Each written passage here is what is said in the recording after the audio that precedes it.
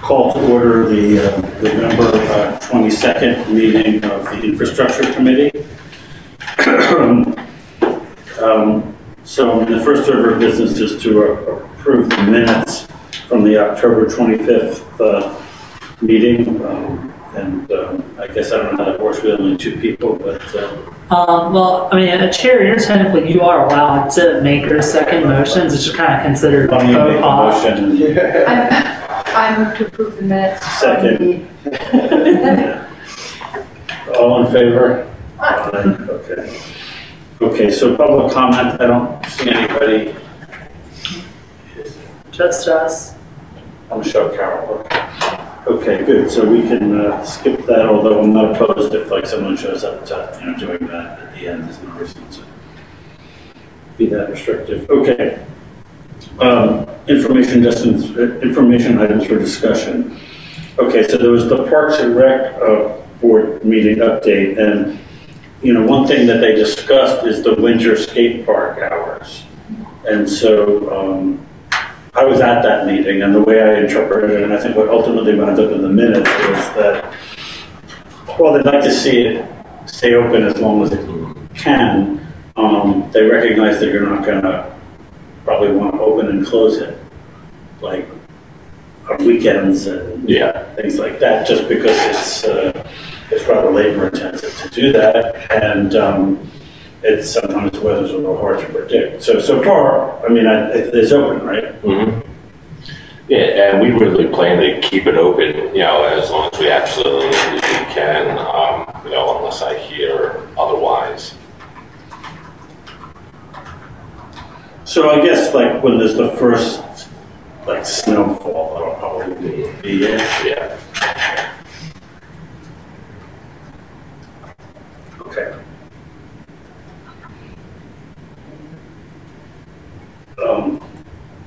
Okay. And then is it fair to say that your reaction to the comment that the one of the users of the park made that they would climb over the fences was to say, well, we're going to put, chains over it, and that's a direct relationship. Well, when I first read guidelines about the parks, one of the recommendations for skate equipment was to chain it every single night, which, it's very intensive to go out there and put on 10 or 12 chains and paddles. So, I just thought chains, once or twice a year would be the best way to keep people off them. Yeah, that's fine. They ultimately defer to you because you've got a lot of work to do. It's just like becoming the daily maintainer of the skate park, It's not really realistic.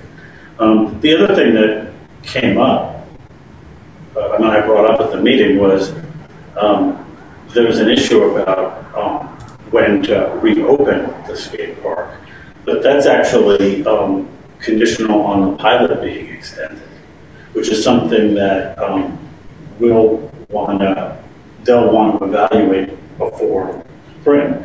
Absolutely. And make a recommendation to us. So yeah, I guess I would imagine it'll flow. Parks and Rec in the next month or two, we'll come up with a recommendation for this committee, and then, we'll talk about it, and then, council will talk about it, make a decision about, when and if to reopen the pilot. I mean, my guess is that I guess it's a when, not an if, but yeah. But they need to do it because it's not, it's not a foregone conclusion. Sure. Okay. If it's a very likely conclusion, it's certainly not foregone. Yeah. And then in terms of they talked about the park users meeting, which will be on March 8th, 2023, during their regularly scheduled time, which I think must be, like 7:30. And they're taking care of inviting all the relevant people. They've built up a list, and I'll just leave that to them. But the purpose of that meeting is not to talk about the long-term use of the park, but to talk about the logistics for next season. So I can't stop people from saying what they want, but the goal of the meeting is So, if I may, a separate initiative, came up with council's discussion of the 2022 budget. This isn't necessarily directly related to that, but this is kind of what led to the conversation of recurring users and their long-term usage and contribution towards the space. FNA is working on a list of questions they'd like to gather from our recurring park users. And so I planned on asking Dennis Callen, our Park and Rec chair, if all the people that are on the list for the annual user meeting, if those people could also get sent those questions to answer, and the FNA can start to look at that. Okay. And then a comment was made at that meeting about the bathroom cleaning, which they claimed wasn't happening, which maybe is true because the company is no longer in business. So they'll go out of business in January. So they're still in business, and we do have proof from one of the nice things about the PPOP system is we do have proof that they are swiping into 80 Windsor pretty much every day to do the cleaning there, which leads me to think they are doing the daily cleaning still over at the field house. It's amazing, talking with Jeff and talking with some other folks in the borough, how quickly a bathroom can go from clean to not clean. I don't want to make assumptions about the cause of that, but all I'll say is the borough's encouragement, which I think is a good thing we're encouraging, of contractors for our downtown construction projects to park over, by that area, may be contributing to that issue. Well, are the bathrooms not closed for the season or not? No, they're opened up. They're opened up each morning. Yeah, so that's actually an open question for Parks and Rec that Jeff, I think you posed right after last winter, and then the committee reorganized. And I think so we don't have an answer on that. No. Okay, but you're looking for a new cleaner. Yeah, Michelle Carroll is working on that. And so I don't know if it'll be, how do you want to do this, whether you'd like me to reach out to Dennis? Yeah, you can do that. Absolutely. But meanwhile, Michelle Carroll is working on a new cleaner. For all the Yeah, for 80 Windsor and for the field house, or for the bathroom, yeah. Okay, moving on to the boiler replacement. So it appears as though the existing boiler is fairly easy to fix, and they say it has 25 to 35 years, and it's 28 years old right now.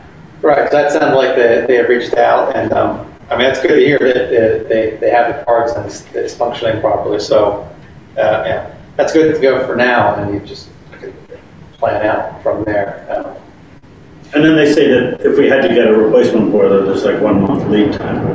Yes, I believe it looks like they actually had looked up the distinction between the package and the knockdown. One comes with a complete box, the other one just comes with a few pieces. But it sounds like they can get it. Yeah, well, and we'll get the ones that get faster. Correct. Right, and there's things you can do with temporary heat in the meantime. They're not great, but they can be done. Right. Well, you can't really see it on the alley. We got that friend right over our electric heater in the corner there. Yeah, I understand that, but just saying, there's things you can do. Given the analysis that Benoni did, on the heat pump, which seems to be the preferred direction, it seems like we're going to wait. Furthermore, I don't know, I guess we can, now is as good a time to discuss that as any. The electrical upgrade is not cheap, and it's not budgeted. Well, it isn't budgeted. So the first option, we may do a quick synopsis here. So Eric had 3 options that were presented to us. One is what the KCBA, an updated pricing for what the KCBA study proposed, which that is budgeted. Right. But the 2 options above and beyond that, the one that would make the electric compatible with solar and with electric heat, right. would be money that's currently not budgeted, and then the step further of a system that would also be compatible with our generator is also not budgeted. I guess what I would offer, I don't necessarily want to, spend money we don't have or anything like that, but something to consider is if we were awarded, we do have a grant application still hanging out there from the local share local share account statewide grant, a $250,000 grant application that was explicitly for the HVAC system here at 100 Conway. For whatever it's worth, when I had a chance to tell FNA the other day, like 2 months after we applied for that grant, back in like February or March, the state reached out to me with some clarifying questions. And then 2 weeks ago, the office, one of our state elected officials' offices reached out to me with some questions about that grant application. So I'm hoping to know sooner rather than later if we got that funding. And if we did, then it's just money, yeah. Yeah, then that could be money that maybe You put it towards the HVAC, and then you put the money that was going to the HVAC right towards this if you wanted, yeah. Right. But there might be other purposes too. You want to, use. Right, that sure, savings. but the point is that there's a potential source of funding. But the notion that like we were already budgeted to do the electrical upgrades to handle the boiler wasn't accurate. Correct. Yeah. That's all. And yeah, the electrical upgrades you have budgeted are the ones that just, you have an aging, some of the infrastructure in the building is aging and it's time to replace that electrical equipment. So I think that's proceeding regardless of any other decision that's made.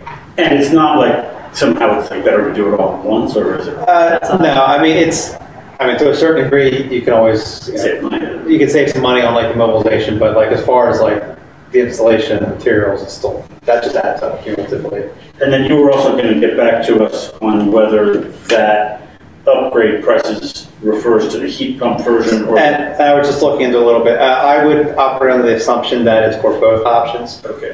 If the heat pump, there's a possibility it could be able to reduce costs, but you're still going to have to do substantial As in order of magnitude, it's correct. Yeah. Okay. So make sure I understand, our marching orders here. So it sounds like, given the cost, of both the boiler replacement and the electric replacement, and the information we received about our ability to repair the existing system if something were to happen, it sounds like maybe we're going to wait to hear about what we find out about this local share grant before we make any decisions about funding an electric heat system at the borough. But also the heat pump. Right. To stay on top of the heat pump market. Right. So I guess we can wait to hear on that. And in the meantime, we're comfortable enough with the boiler as it is, and we can continue to look into this heat pump option as it progresses. And given there's not a large cost differential between the option, the already budgeted option and the more costly options, it sounds like I'm clear to go ahead and get the work scheduled to fix the existing electrical system. And then if we decide to pursue those other options, then we can come in and do the other. Right, and we could have some coordination just to make sure everything's lining up. But yes, I think that's. But it's also, leaving the current system the way it is a bit of a risk as well. Exactly. Yeah. Right. So that's why you do that. Okay. Moving on. The park rental form. So I guess Parks and Rec has submitted their version of the form. They would then go to council. Yeah, and then I do want to say, I think it's going to be a bit of an iterative process. I don't want everyone to think that this is the be-all, end-all, because you may notice on this form, it covers relatively limited portions of our open spaces and parks. And I have to give Parks and Rec a lot of credit. Me and I were both there for those meetings. They put a lot of time and a lot of good thought into how some of it would actually work in terms of governing some of our spaces. And I think this form you have right now is what we were able to figure out so far in terms of how this would work. Because right now the borough has nothing, and Do we have the copy of the form? Did I miss it? Is it in here? Let's see. I forget if that was a item after the packet. Okay, well, anyway, no, but I mean. I'll share my screen. I don't see it, okay, that's good, thank you. But, Okay. I mean, Yes, that was a post packet document. My apologies about that. No worries. So maybe just for the moment we'll go over it, and then maybe next time we'll actually can get into details about it. And just for posterity of recording here, I'll share my screen.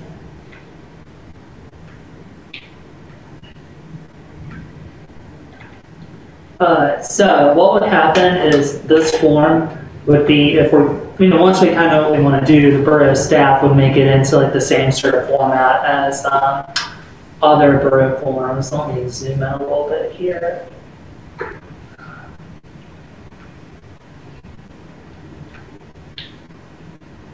Alright, so the purpose of this form, as it notes here, is for single-use private events.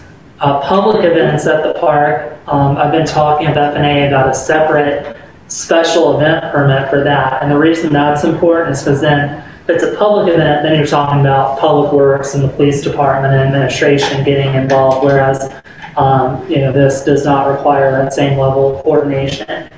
So the areas identified so far by Parks and Rec were the area over in Narberth Park, over by where the picnic tables are, and in the 2023 budget they requested some additional picnic tables to make sure that not all the picnic tables are being used at once. You could rent up to 2 tables maximum anytime between 10 a.m. and dusk, because that's technically when the park closes, maximum period 3 hours a day. The other philosophical thing that went into this, it's something council had talked about when the skate park rental concept was designed, was balancing the needs of private rental versus public usage of public facilities. So you'll see, like, for example, the picnic table thing, that's why there's like a 2-table max and why they wanted a couple more picnic tables. So if someone spur of the moment needs a picnic table, they'll have one available. Really the point of this is if you know that you're going to need these facilities, by doing this reservation, you know that they'll be there for you. Another area open that this would open up for, official rental would be the Tyson Pavilion, also referred to as the gazebo over at Narberth Park. Again, you could rent it anywhere between 10 a.m. and dusk. It would only be allowed to be rented once a day for up to 3 hours during that day. Again, balancing that need for people to be able to rent it, but also making sure it's open, the rest of the day for the general public to be able to make use of. The other idea that was discussed was giving people the option to rent the parking lot over at a portion of the parking lot over at 201 Sabine. As noted on here, this would generally be limited to hours where the borough's commercial tenants at 201 Sabine would not have use of the parking lot. So it would be Monday through Friday, 6 p.m. to dusk during spring and summer, because obviously fall and winter, it's going to be dusk, pretty much soon after or before 6 o'clock. And then Saturday or Sunday, 10 a.m. to dusk all year round. Again, maximum period 4 hours. And anyone using it would be responsible for dealing with trash, and also noting that the parking lot's not available during snow emergency, because that's to be open up for residents to park during that. So these are the areas so far that we kind of have enough definition and enough thought around that I felt it would be worthwhile to at least go ahead and get this in place to start to bring some order to a completely unordered system currently. And then, we can work with our recurring park users. We can, work out the details about if someone ever wanted to rent the field or that kind of thing, and get to figure that out. So on the form, you also need to tell us, not just where you're using, the date and time you'll be using it, the number of participants, a general description of what the event is. Historically, the borough has made access to the electrical outlet at the gazebo, for example, for people, knowing if we need to provide any of that. also for us to know if you're planning on bringing any special equipment of your own.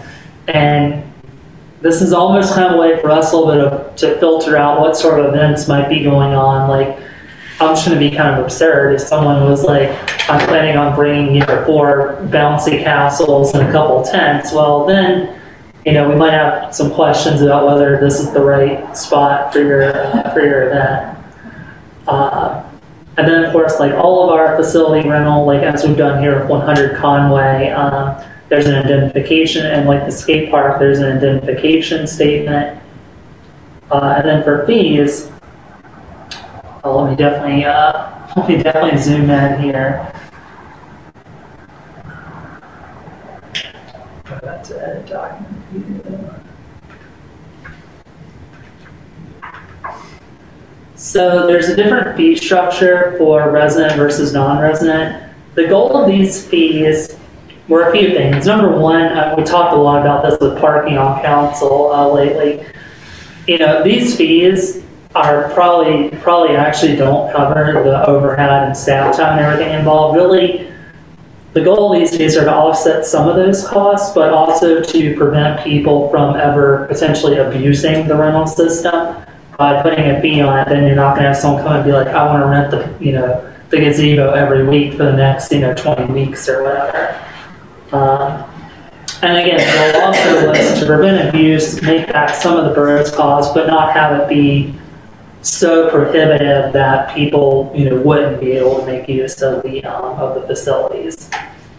So, just to make a comment in light of the current controversy about fees. Right now, these are free, but you can't reserve. So, like adding the fees, you can still go and take a chance. Sure. So it's not like we're adding a new fee that someone has to all of a sudden pay. They can keep doing it the way it was. So are you, after what you've seen, are you comfortable with this going to council, or do we need to? Yeah, I just have one question about the Save On parking lot. Yeah. The other 3 facilities, we at least have capacity relatively easily to use our staff to say, oh, sorry, you'll have to vacate these tables, they've been reserved. Yeah. The parking lot, I can, not too difficult for you to imagine a situation where the daycare has a nighttime event. They don't have to tell us about that, right? They're tenants. Somebody in the neighborhood has a big party. We don't control who parks in that parking lot. It's got a lot of cars in it. Somebody's reserved it. We don't really have the ability to get rid of the cars. So if nothing else, I think we need to make it clear that to some degree you are at your own risk. I'm not sure. Like, I don't know how, we're not going to go tow cars for people, right? For this, so maybe for the moment, again, my goal for now is to, the real part of what came out of this talk in Parks and Rec is like the real problem areas, if you will, the areas of real high demand are the picnic tables in the pavilion. Maybe what we do for now is we leave the Save On parking lot off of this and kind of continue to workshop that part of this a little bit, and at least get the picnic tables in the pavilion to council for consideration. Yeah, I agree with that. If we have a plan for how to barricade part of the parking lot, reserve it, it might need to cost more because it's more difficult to do. The price is higher. But, then fine, but I would hate to see us guarantee that and then not be able to deliver it. Yeah. It makes sense. Let's crawl before we Probably walk. And I just want to share, I can't help, I love telling this story. Some of you may have heard it before. Just for the public's benefit, who may watch this recording and don't know this story, part of what inspired this for me, it was a community need that other staff and the Parks and Rec board had identified. But I remember my very first day working here for the borough, getting a call from the governor's press office about wanting to do a press conference at Narber Park. And I asked my assistant, Michelle Carroll, hey, how do we make sure the park isn't in use, or how do we reserve the park for that? And I was told we didn't have a park reservation system. And I was like, okay, so that's something that, we'll put on the to-do list. So my thanks to Michelle, who spent a good chunk of time on this. My thanks to Jeff Ellen, who spent a good chunk of time talking on Parks and Rec about it. And especially, my thanks to Parks and Rec who volunteered their time to help us figure this out. And we are budgeted for 2 more picnic tables. We are, yeah. Council did approve that budget request. And they have recurring user agreements still on our agenda to work through, right? We do, yes. Absolutely. Okay, so moving on. We have a potential contract that might go to council for the examination of the roof or the structure that holds up the roof, I guess, at 80 Windsor. Go ahead. Thank you. So, yeah, this issue was brought to my attention that, this was something at one point the borough had looked into, and it wasn't entirely sure through the mist of time. It was about 10 years ago this engineer had done the structural review of the roof at the West Wing, and some recommendations had been made and had, as far as I'm aware, had not been implemented since then.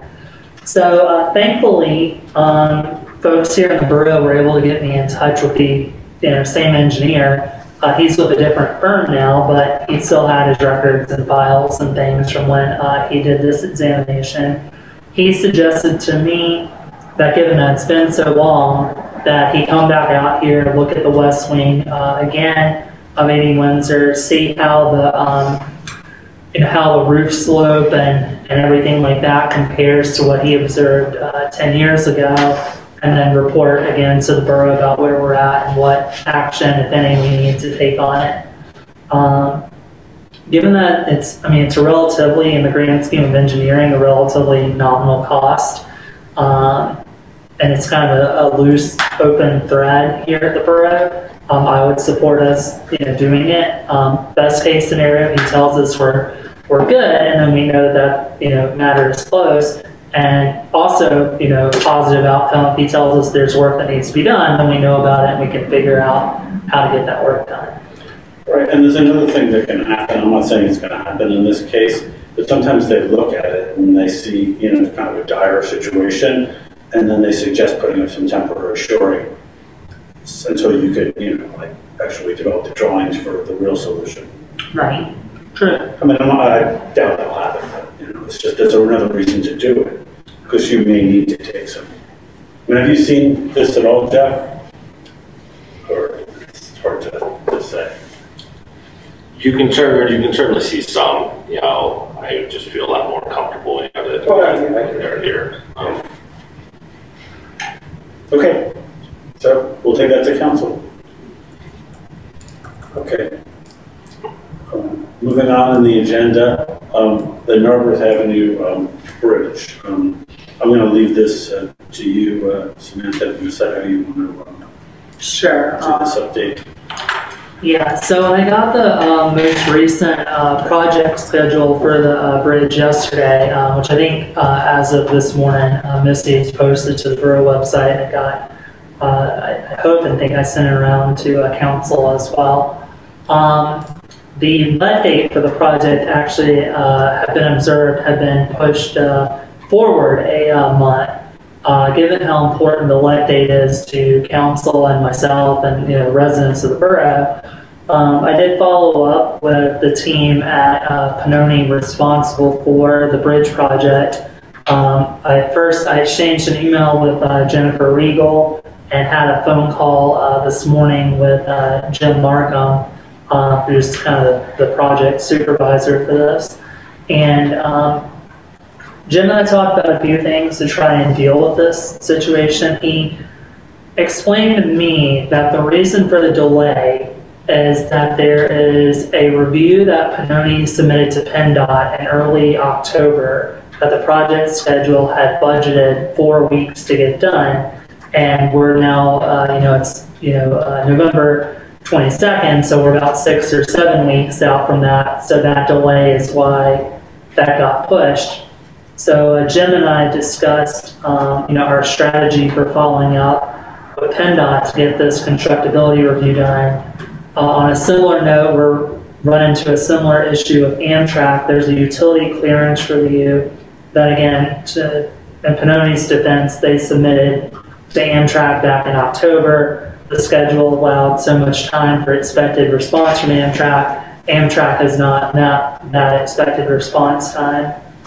So again, Jim and I talked about our strategy to reach out to folks that we know over at Amtrak to get that review done.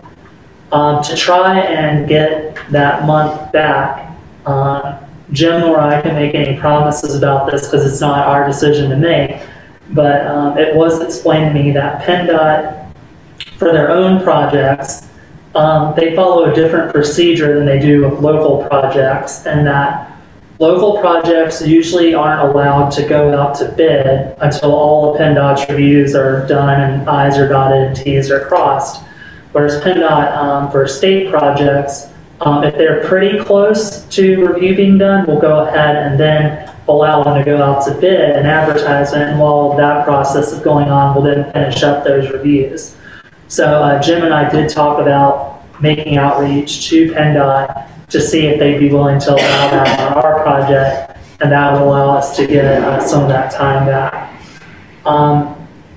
Finally, something that Jim and I discussed, he was scheduled to attend the council work session in January to talk about the bridge. But given these challenges we've run into, he agreed that it would be better for him to attend the December work session to directly, for council bill, directly kind of, I'm sort of a middle sort of person here, and I felt it would be best for him to be able to directly answer any questions council might have.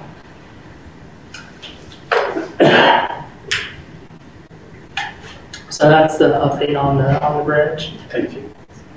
Okay, next is Town Square, where apparently the presentation from Simone Collins is going to be in January. Yeah, so we almost kind of traded originally. So instead of Simone Collins presenting to us in December, they'll present in January. The main reason for that is Simone Collins did a really great job doing stakeholder interviews as part of this process. One of the stakeholder interviews that was still kind of out there was the neighboring property owner, over with how the back of the 230 Haverford property connects into the town square.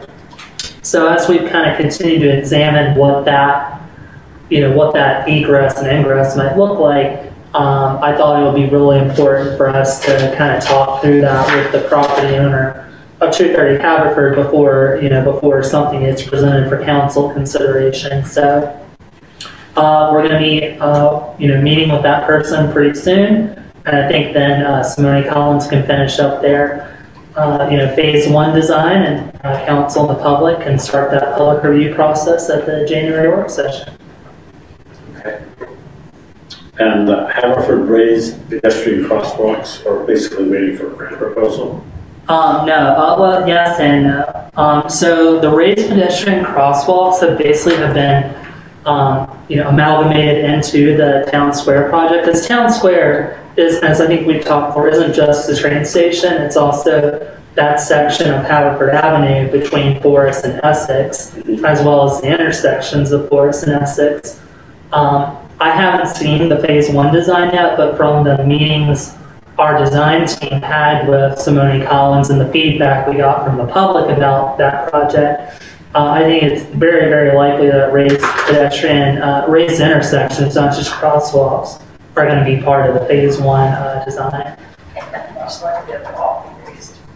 Yeah, and maybe even the whole block might actually be raised. So I think until we finalize that design, taking any action on it would be presumptuous. But it's also pending a grant application. Yeah, so then the multimodal and RCP grants that Simone Collins did address that. Okay.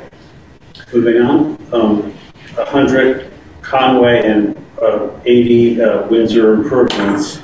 So just briefly, I'll just be right back. I need to get water. Okay.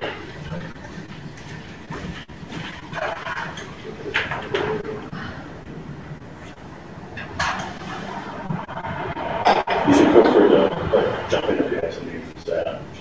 I'm not stopping. No, I don't know. I'm good. Thank you. So you know I don't need permission to. No.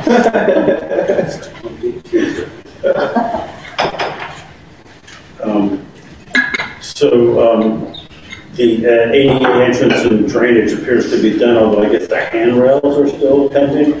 The handrails, they fall about 1.5 inches short, so they'll need to come up 1 inch, 1.5 inches in some spots. And where you actually walk up, that handrail either needs to extend a foot out and loop back into the concrete, or come out a foot and go down to the side. So when would you say that?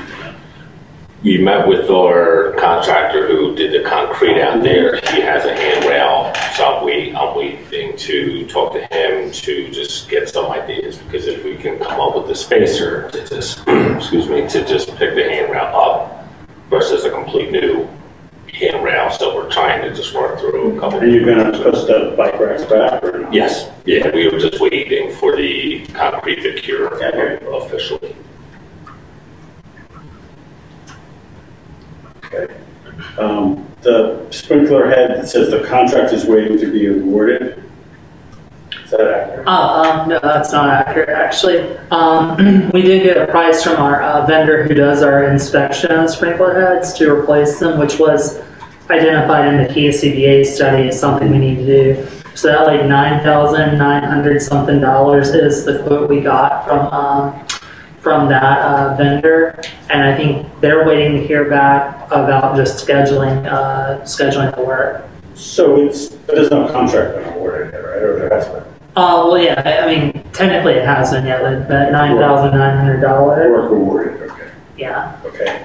And then, also, I'm sorry, back on the out front, I guess that rain garden will go in the spring? Yeah.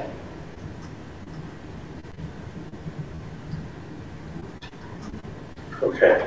The PRP at 80 Windsor.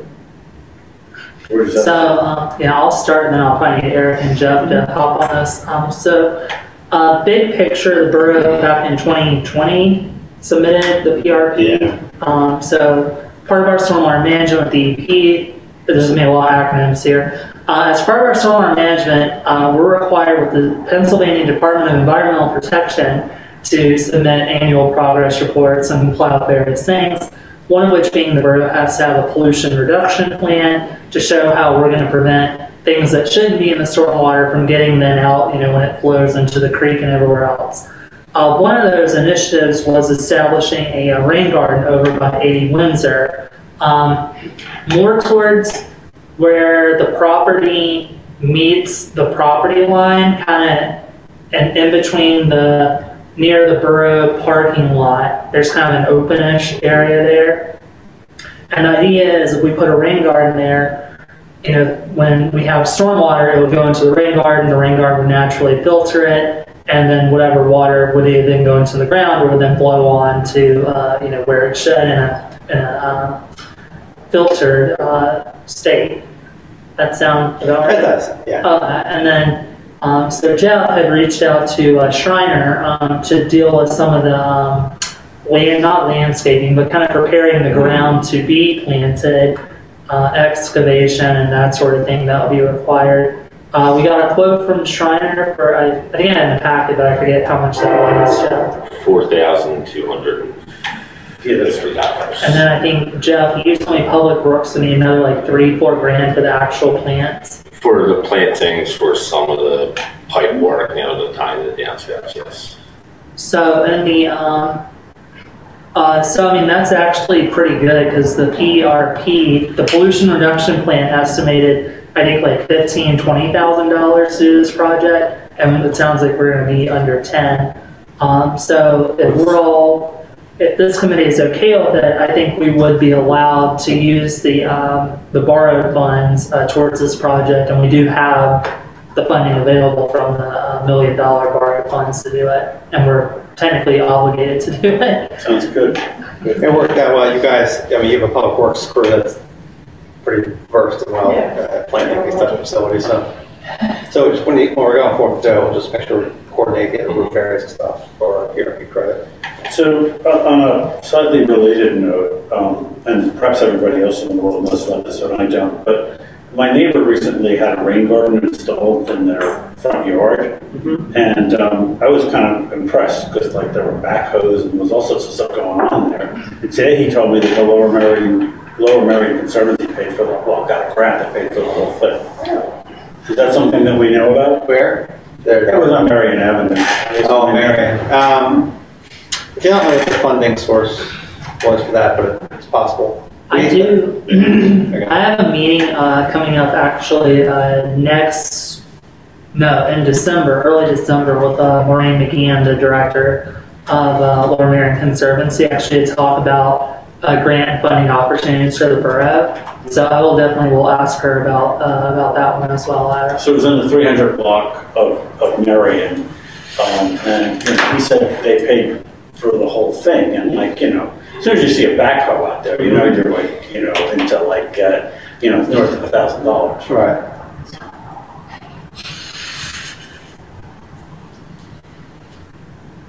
He said they might, I mean, I don't know, I was going to give him a call. He said they might also do like rain barrels. Oh, that's cool. I know just so, you know, for everyone's benefit and the public's, the library, you know, has a rain barrel program. That's good to know for Marion But they have what's their program? You talk to them and then they can arrange it for you? Yeah. I know so Lower Merion Conservancy, I do know that they do operate a program that assists, I think its intention is to assist homeowners in installing rain barrels and rain gardens on their property. It's just one of the course of their regular offerings. And maybe, I don't know for sure how the library program works. Not the library's doing it, the library's and making the call to Lower Merion Conservancy to do it, but. I mean, the only reason I ask is because I need some rain barrels. You know, so I was asking. Yeah. And it wasn't like. Well, it is a high priority on the borough comp plan, so I'm glad, you know, I'm glad that we're. Yeah, but I actually like need them because my backyard is flooding. So I mean, it's not. I mean, I also believe in them, but it's more specific than that. Okay. The sidewalk inspection program is covered in the report. Actually, I do have one question. Go ahead. I do kind of put you on the spot for a second. Go ahead. Have you and Kevin worked out a date yet for you guys to get together? We had just talked about the first week of December. And that will officially roll out in spring or summertime. Sounds good. Thank you, Jeff.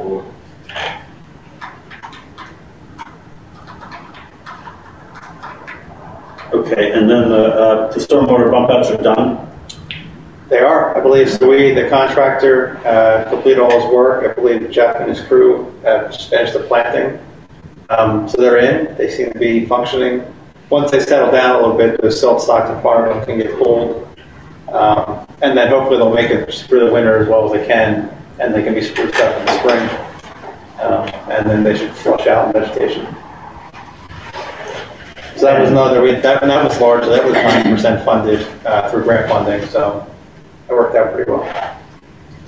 Can I back up a question? I'm sorry. As I'm going back to the stormwater, the 80 winter stormwater. No, I was just looking at Shriners. This is probably a dumb question, but I mean, it's fairly detailed, the work that they said excavate. That's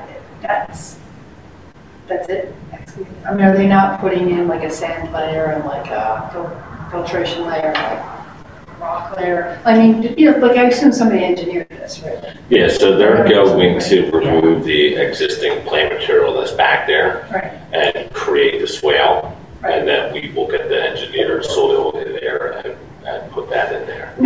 Yeah, it's per the design that Panoni did for us as part of the plan that we submitted to DEP.